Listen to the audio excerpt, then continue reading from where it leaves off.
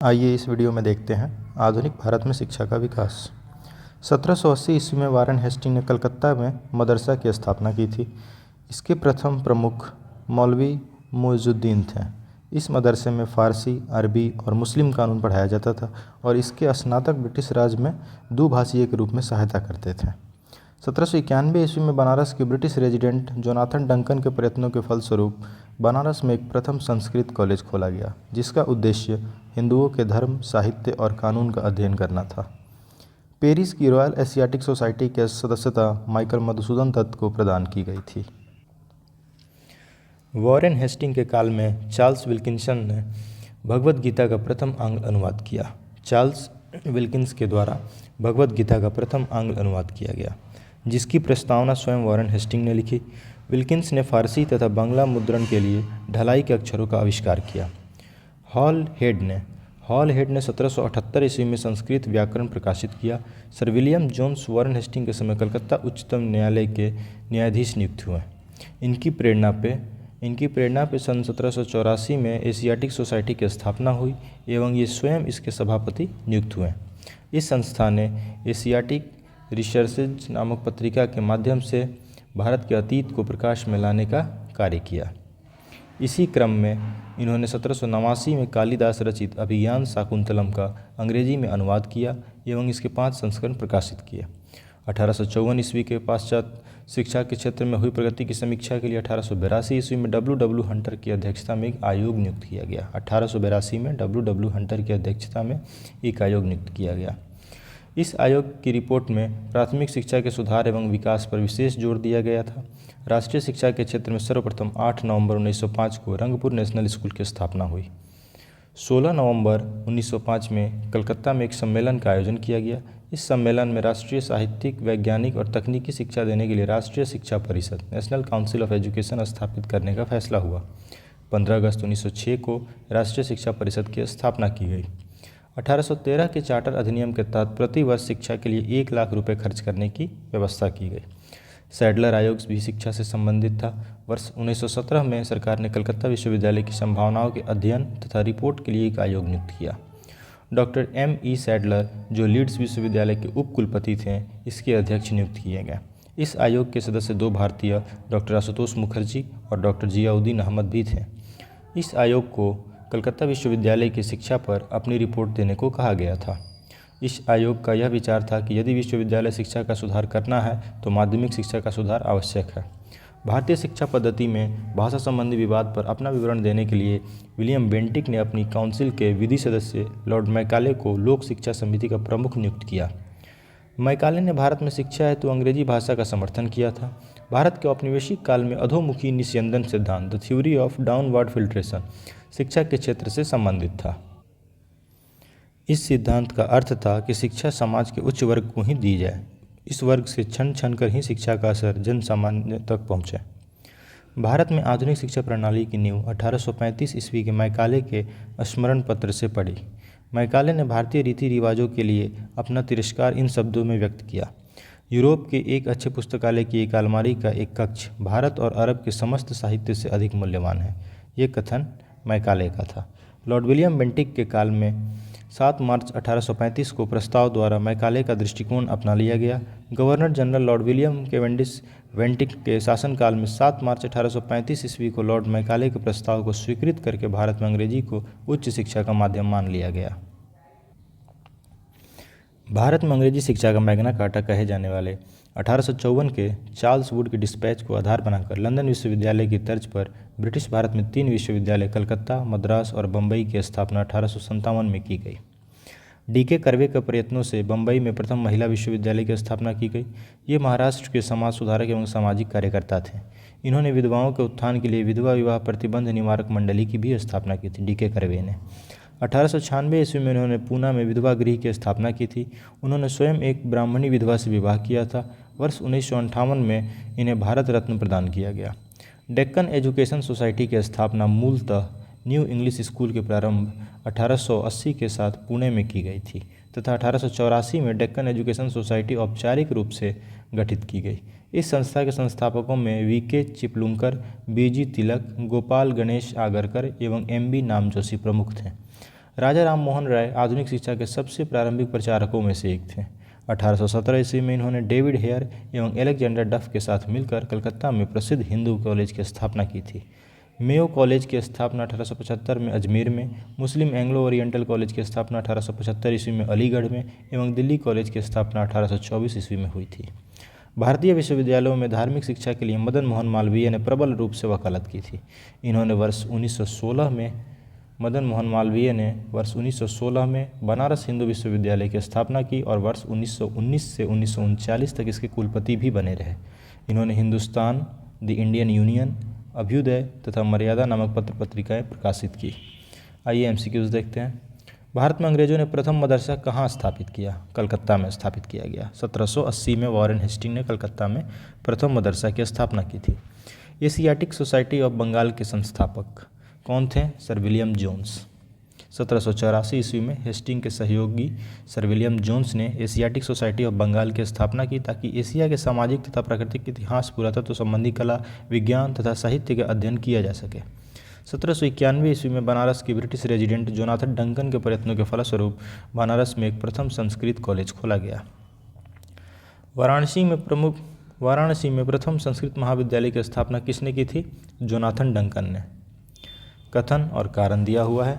बंगाल की Asiatic society की स्थापना वॉरेन हेस्टिंग के काल में हुई थी और उसने सर विलियम जोन्स के पक्ष में उक्त विद्वत संस्था की अध्यक्षता का प्रस्ताव अस्वीकार कर दिया था। और कारण है, वॉरेन हेस्टिंग स्वयं एक उद्भट विद्वान तथा प्राच्य विद्या का प्रखर समर्थक था जो संस्कृत, फारसी व अरबी के अध्ययन को प्रोत्साहित करता था। तो नीचे दिए गए दोनों कथन और कारण सही हैं और आर जो है कथन ए की सही व्याख्या करता है। वॉरेन हेस्टिंग 1774 से 85 ईस्वी के दौरान बंगाल का गवर्नर जनरल था। वह स्वयं एक उद्भट विद्वान तथा प्राच्य विद्या का प्रखर समर्थक था जो संस्कृत, फारसी और अरबी के अध्ययन को प्रोत्साहित करता था।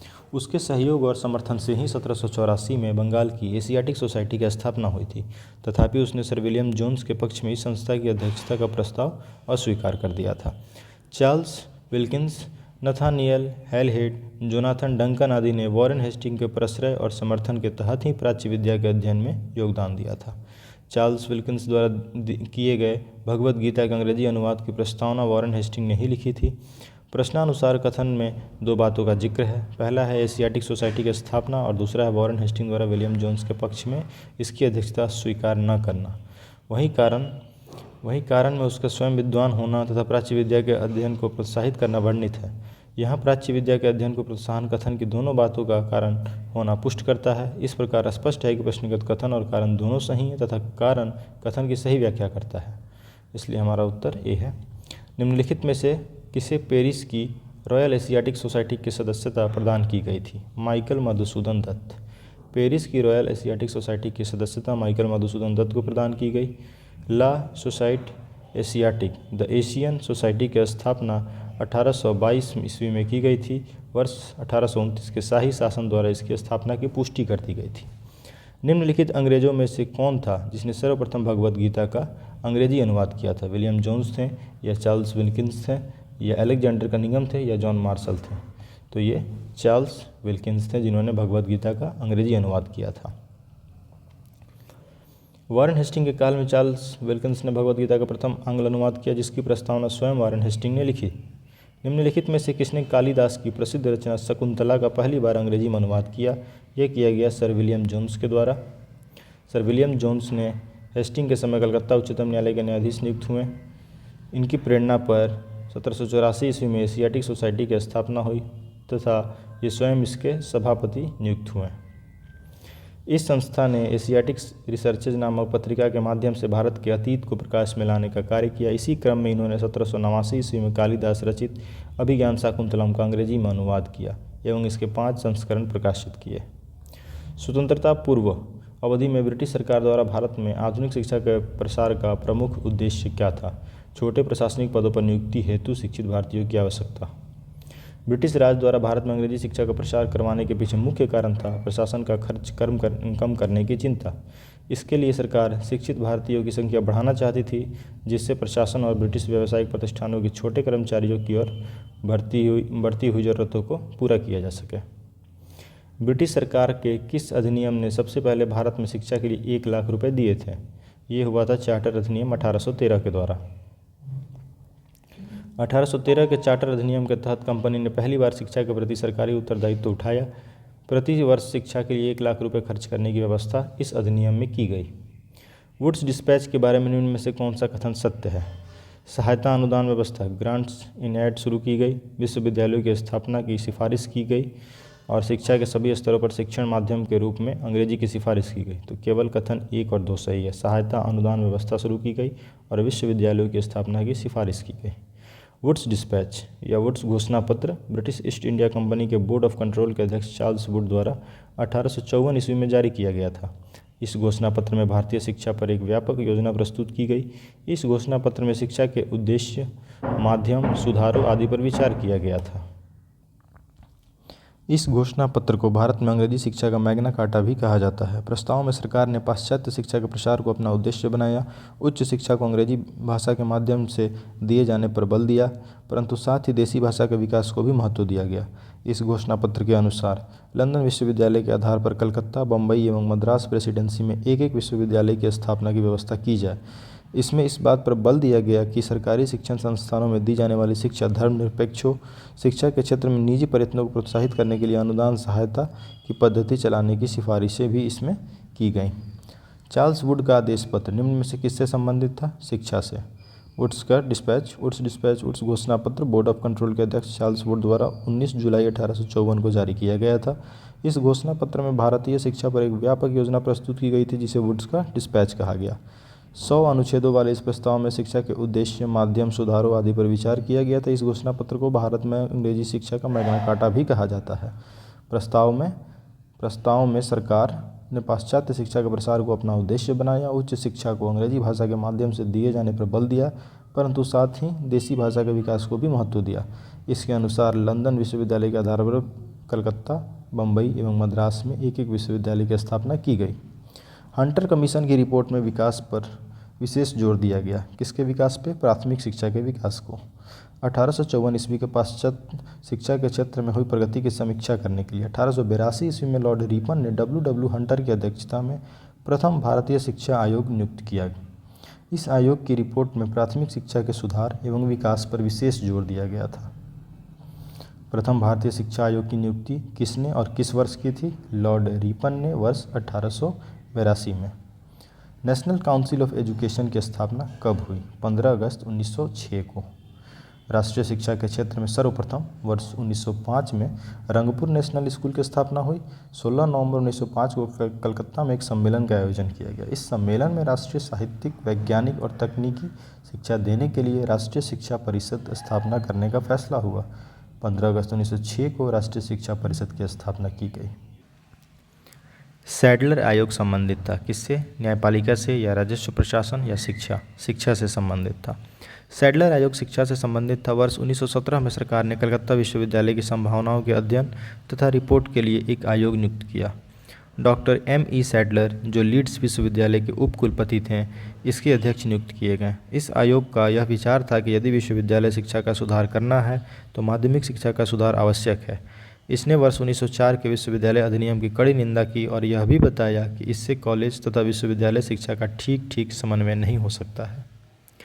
शिक्षा में सुधार हेतु ब्रिटिश सरकार ने सैडलर विश्वविद्यालय आयोग कब नियुक्त किया? 1917 में। 1902 में लॉर्ड कर्जन ने 2 भारतीय सदस्यों को सम्मिलित करते हुए एक विश्वविद्यालय आयोग गठित किया। वे 2 कौन थे?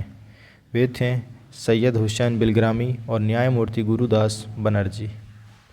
वायसराय लॉर्ड कर्जन ने शैक्षिक सुधारों के तहत 1902 में सर टॉमस रैले की अध्यक्षता में एक विश्वविद्यालय आयोग का गठन किया। इस आयोग के सदस्यों में 2 भारतीय सदस्य सर सैयद हुसैन बिलग्रामी तथा न्यायमूर्ति गुरुदास बनर्जी को नियुक्त किया गया था। इस आयोग द्वारा दिए गए सुझावों के आधार पर विश्वविद्यालय अधिनियम 1904 पारित किया गया था। लॉर्ड मैकाले किससे संबंधित हैं? लॉर्ड मैकाले संबंधित हैं अंग्रेजी शिक्षा से। भारतीय शिक्षा पद्धति में भाषा संबंधी विवाद पर अपना विवरण देने के लिए विलियम बेंटिक ने अपनी काउंसिल के विधि सदस्य लॉर्ड मैकाले को लोक शिक्षा समिति का प्रमुख नियुक्त किया। मैकाले ने भारत में शिक्षा हेतु अंग्रेजी भाषा का समर्थन किया था। भारत के औपनिवेशिक काम में अधोमुखी निस्यंदन सिद्धांत किस क्षेत्र से संबंधित था? शिक्षा से। भारत के औपनिवेशिक काल में अधोमुखी निस्यंदन सिद्धांत शिक्षा के क्षेत्र से संबंधित था। इस सिद्धांत का अर्थ था कि शिक्षा समाज के उच्च वर्ग को ही दी जाए, इस वर्ग से छन छन कर ही शिक्षा का असर जन सामान्य तक पहुँचे। मैकाले का कहना था कि सीमित साधनों से समस्त जनता को शिक्षित करना असंभव है। भारत की शैक्षणिक नीति में फिल्ट्रेशन थ्योरी के प्रतिपादक कौन थे? मैकाले। भारत में आधुनिक शिक्षा प्रणाली की नींव किससे पड़ी? 1835 के मैकाले के स्मरण पत्र से। भारत में आधुनिक शिक्षा प्रणाली की नींव 1835 के मैकाले के स्मरण पत्र से पड़ी। मैकाले ने भारतीय रीति रिवाजों के लिए अपना तिरस्कार इन शब्दों में व्यक्त किया: यूरोप के एक अच्छे पुस्तकालय की एक अलमारी का एक कक्ष भारत और अरब के समस्त साहित्य से अधिक मूल्यवान है। ये कथन था मैकाले का। लॉर्ड विलियम बेंटिक के काल में 7 मार्च 1835 के प्रस्ताव द्वारा मैकाले का दृष्टिकोण अपना लिया गया। निम्न में से किससे या किनसे भारत में अंग्रेजी शिक्षा की नींव पड़ी? पहला है 1813 का चार्टर, या general committee of public instruction 1823, या प्राच्य विधि एवं आंग्ल विधि विवाद। नीचे दिए गए कूटों में सही बताएं। तो इन तीनों का इनमें योगदान था। 1813 का चार्टर एक्ट भी, general committee of public instruction 1823 भी, और प्राच्य विधि और आंग्ल विधि विवाद। तो हमारा उत्तर है डी, 1, 2 और 3। ईस्ट इंडिया कंपनी ने ओरिएंटल शिक्षा की प्रचलित प्रणाली को हतोत्साहित किया तथा पश्चिमी शिक्षा और अंग्रेजी भाषा को बढ़ावा दिया। 1813 के चार्टर अधिनियम में भारत में शिक्षा के प्रसार के लिए प्रतिवर्ष 1 लाख रुपये खर्च करने के प्रावधान को अपनाया गया। 1823 में general committee of public instruction का गठन किया गया, जिसकी जिम्मेदारी शिक्षा के लिए 1 लाख रुपये देने की थी। समिति में 10 यूरोपीय सदस्य शामिल थे। इसके बाद governor general Lord William Cavendish Bentinck ने इनके शासनकाल में 7 मार्च 1835 को लॉर्ड मैकाले के प्रस्ताव को स्वीकृत कर भारत में अंग्रेजी को उच्च शिक्षा का माध्यम मान लिया गया। भारत में आंग्ल शिक्षा के समर्थकों का नेतृत्व मुनरो एवं एल्फिंस्टन, जबकि एच.टी. प्रिंसेप प्राच्य शिक्षा के समर्थकों के नेतृत्व करता थे। किसके शासनकाल में भारत में अंग्रेजी शिक्षा आरंभ की गई? Lord William Cavendish Bentinck.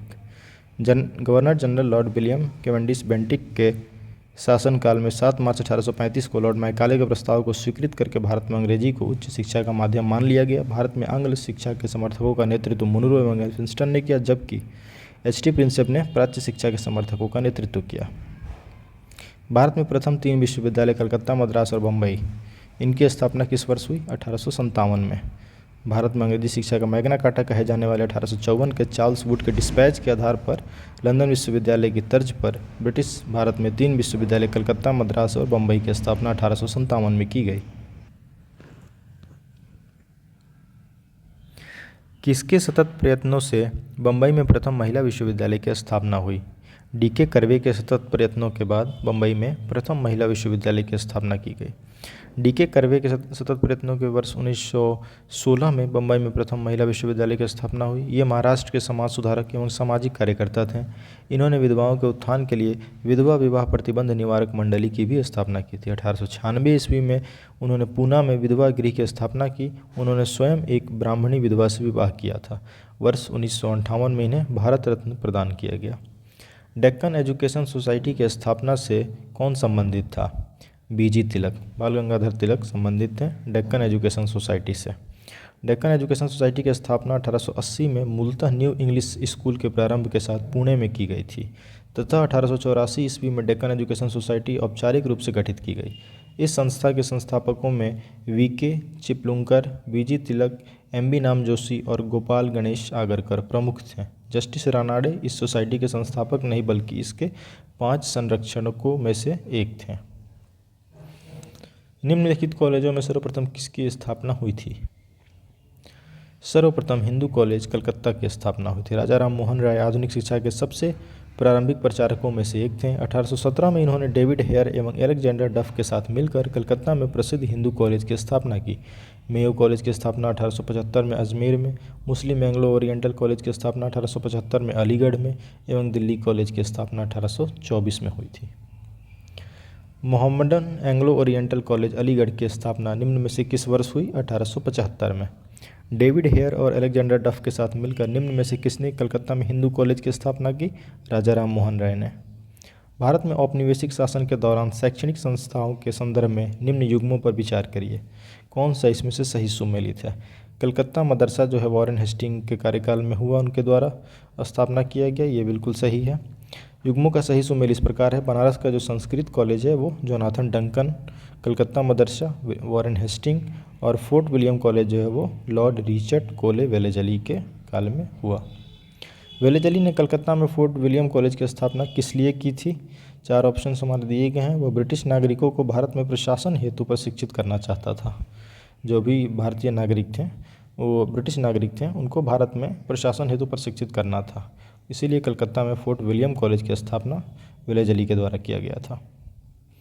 Next question है, फोर्ट विलियम कॉलेज कलकत्ता के संदर्भ में कौन से कथन सत्य हैं? इसकी स्थापना 10 जून 1800 को हुई थी कलकत्ता के फोर्ट विलियम कॉम्प्लेक्स में। दूसरा है, इसकी स्थापना का मुख्य उद्देश्य ब्रिटिश अधिकारियों को भारतीय भाषाओं की शिक्षा देना था। तो ये तो बिल्कुल सही है, दूसरा स्टेटमेंट तो सही है, जो कि फोर्ट विलियम कॉलेज कलकत्ता के संदर्भ में दिया गया है। इसकी स्थापना का मुख्य उद्देश्य यही था कि ब्रिटिश अधिकारियों को भारतीय भाषाओं की शिक्षा दिया जाए। केवल 2, पहला गलत है। इसकी स्थापना 10 जून 1800 को हुई थी, ये गलत है। इसकी स्थापना हुई थी लॉर्ड रिचर्ड कोले वेलेजली के द्वारा 1800 में, जो कि 10 जुलाई को हुई थी। 10 जून को ना होकर ये 10 जुलाई को हुई थी। निम्नलिखित में से किसने भारतीय विश्वविद्यालयों में धार्मिक शिक्षा के प्रबल रूप से वकालत की? मदन मोहन मालवीय ने। भारतीय विश्वविद्यालयों में धार्मिक शिक्षा के लिए मदन मोहन मालवीय ने प्रबल रूप से वकालत की थी। मदन मोहन मालवीय अग्रणी राष्ट्रवादी तथा देशभक्त थे। वे आरंभ में एक स्कूल अध्यापक, बाद में व्यवसाय से वकील रहे। बनारस हिंदू विश्वविद्यालय का शिलान्यास निम्न में से किसने किया? लॉर्ड हार्डिंग के द्वारा किया गया। बनारस हिंदू विश्वविद्यालय का शिलान्यास 4 फरवरी 1916 को बसंत पंचमी के दिन तत्कालीन वायसराय लॉर्ड हार्डिंग के द्वारा किया गया था। निम्न में से किसे सर्वप्रथम केंद्रीय विश्वविद्यालय घोषित किया गया? सर्वप्रथम घोषित किया गया बनारस हिंदू विश्वविद्यालय बनारस को, जो कि वाराणसी में है। दिए गए केंद्रीय विश्वविद्यालयों में से बनारस हिंदू विश्वविद्यालय वाराणसी को सबसे पहले केंद्रीय विश्वविद्यालय का दर्जा दिया गया। इसकी स्थापना का श्रेय 1916 में मदन मोहन मालवीय को जाता है। नेक्स्ट टॉपिक हम देखेंगे अगले वीडियो में, आधुनिक भारत में प्रेस का विकास।